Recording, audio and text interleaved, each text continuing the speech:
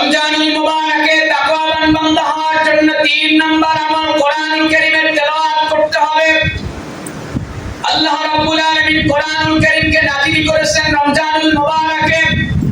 কোরআনুল কারীমের 2 নম্বর সূরা সূরাতুল বাকারার 185 নম্বর আয়াত রব্বুল আলামিন বলেন শাহরু রমাদানাল্লাযী উনজিলা ফীহিল কুরআনু হুদাল লিন-নাসি ওয়া বায়্যিনাতিন মিনাল হুদা وبينات من الهدى والفرقان فمن شهد منكم الشهر فليصمه আল্লাহ তাআলা বলেন রমজান মাস এটা আল্লাহ পাক কোরআনুল কারীম নাযিল করেছেন মানুষের হেদায়েতের জন্য। কোরআন আল্লাহ পাক এমনি আপনি নাযিল করেন নাই।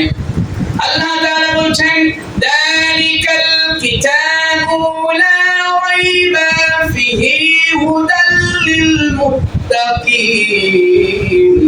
আল্লাহ বলছেন ও গোলাম এই কোরআনের মধ্যে কোনো ভুল নাই।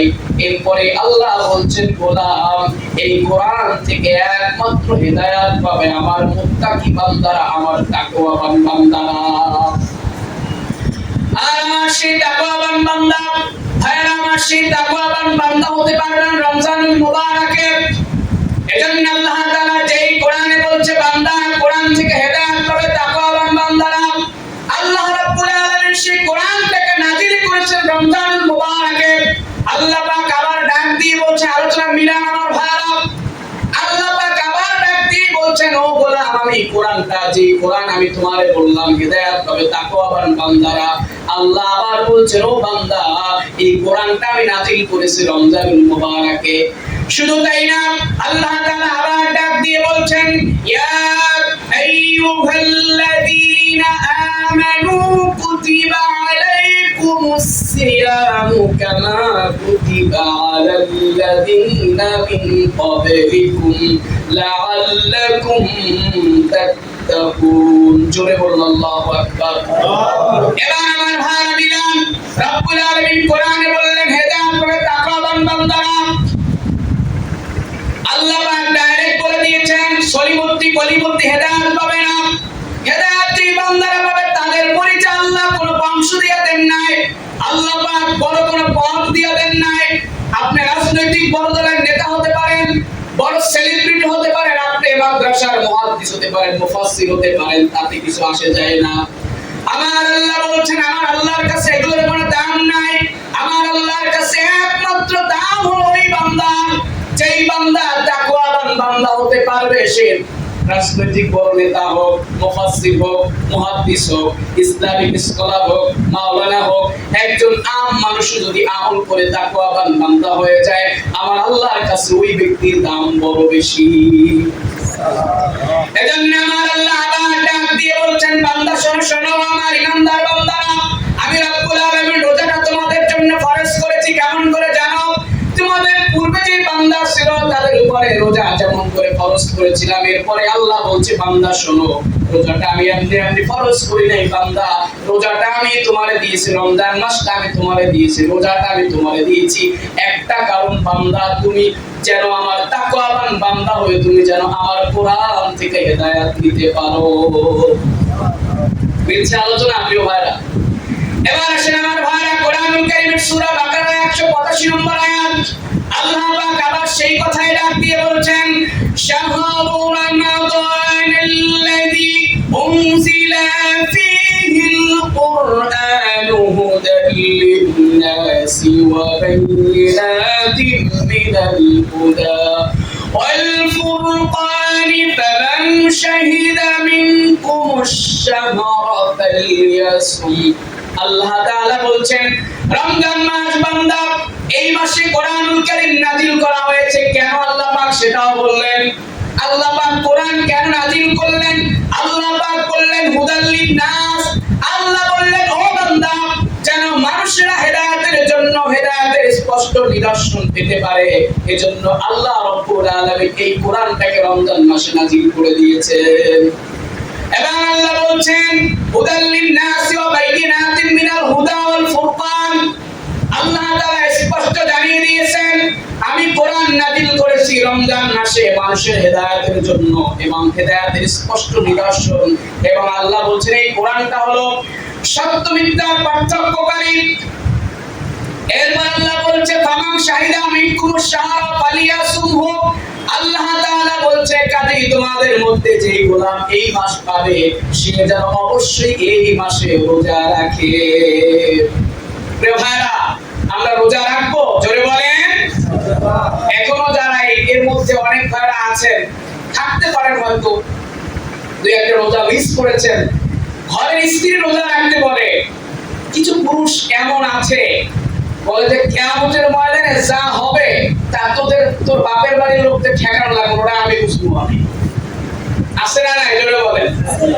এরকম ঘাটতারা কিছু পুরুষ আমাদের সমাজে কিন্তু আছে। এক বেচারা এক পীর সাহেবের মুরিদ, তো একদিন পীর সাহেবকে দাওয়াত দিলেন তার বাসায়।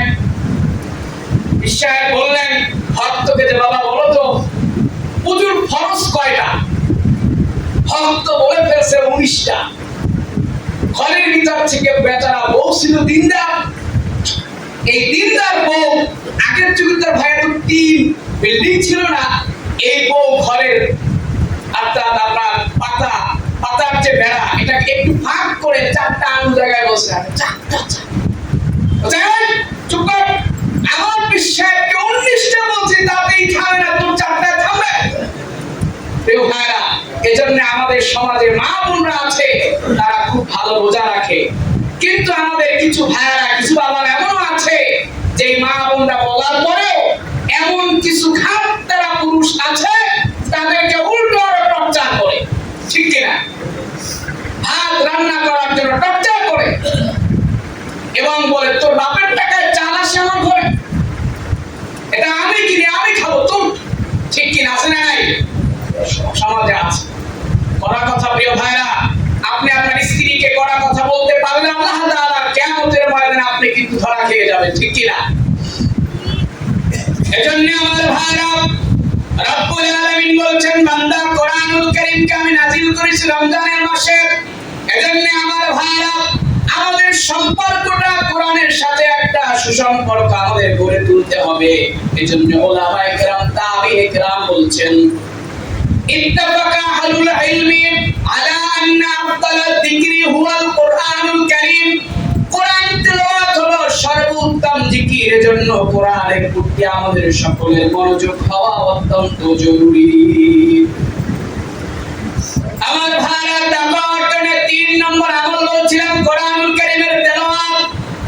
বুখারী শরীফের 6 নম্বর হাদিস, নবী করিম সাল্লাল্লাহু আলাইহি ওয়াসাল্লাম বলছেন ওয়াকানা ইয়ালকাহু ফি কুল্লি লাইলাতিন মান রমাদানা ফায়ুদারিসুল কুরআন। আল্লাহর নবী স্বয়ং আল্লাহ রাব্বুল আলামিন যার প্রতি কোরআন নাযিল করেছেন সেই আল্লাহর নবী কিন্তু রমজানের প্রতি রাতে আল্লাহর নবী রাসূল করিম সাল্লাল্লাহু আলাইহি ওয়াসাল্লাম জিবরিলের সাথে দেখা করতেন এবং তারা একে অপরকে কোরআন তেলাওয়াত করে শোনাতেন। রমজানুল মুবারকে তাকওয়া অর্জনের 4 নম্বর আমল বেশি বেশি দান করা।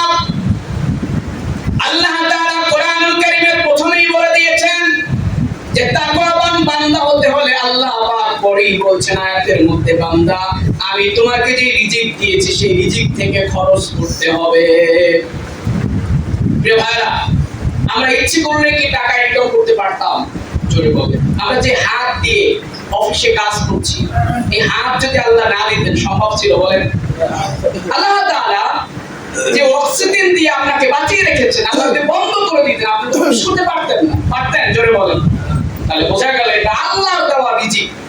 দুনিয়ার মালিকের আল্লাহ রাব্বুল আলামিন আপনাকে দিয়েছেন, এতটুকু আপনার মালিক। ঠিক কি?